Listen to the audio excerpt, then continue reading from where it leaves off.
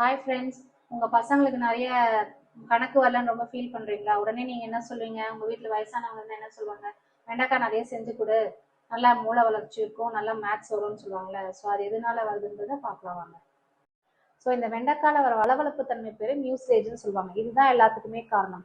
So இது எதில் இருக்குன்னா, இட் ஹேஸ் லோ கேலரிஸ் கொடுக்குது. ஸோ அதனால ரொம்ப வெயிட் மேனேஜ்மெண்ட்டுக்கு ஹெல்ப்ஃபுல்லாக இருக்குது. அப்புறம் டயட்ரி ஃபைபர்ஸ் நிறைய இருக்குது. ஸோ அந்த ஹை டயட்ரி ஃபைபர்ஸ் இருக்கிறனால டைஜஷனுக்கு ரொம்ப ஹெல்ப்ஃபுல்லாக இருக்குது. கட் ஹெல்த்தை மெயின்டைன் பண்ணுது. இன்னொன்று it lowers cholesterol. So cholesterol level லோவராக ஆகுறதுனால ஆன்டி ஆக்சிடென்ட் ப்ராப்பர்ட்டிஸும் நிறைய இருக்கிறதுனால ஹார்ட் ஹெல்த்தையும் மெயின்டைன் பண்ணுது. ஸோ அடுத்து வந்து இம்யூனிட்டி பூஸ்ட் பண்ணுது. இதில் இருக்க இந்த ஃப்ளாவினாய்ட்ஸ், ஆன்டி ஆக்சிடன்ட்ஸ் சொல்கிற விஷயம், விட்டமின் கே, அப்புறம் நிறைய ஃபோலிக் ஆசிட், எலக்ட்ரோலைட்ஸ், இதெல்லாமே வந்து நம்ம இம்யூனிட்டியை பூஸ்ட் பண்ணுது. அடுத்து வந்து சுகர் லெவலை லோ பண்ணுது. ஸோ இதெல்லாம் தாங்க இந்த மியூசிலேஜ்ன்ற விஷயம் கிரியேட் பண்ணுது. ஸோ இத்தனை விஷயம் இருக்கிறதுனால தான் இந்த காய்கறிக்கு ஒரு முக்கியத்துவம் கொடுக்குறோம்.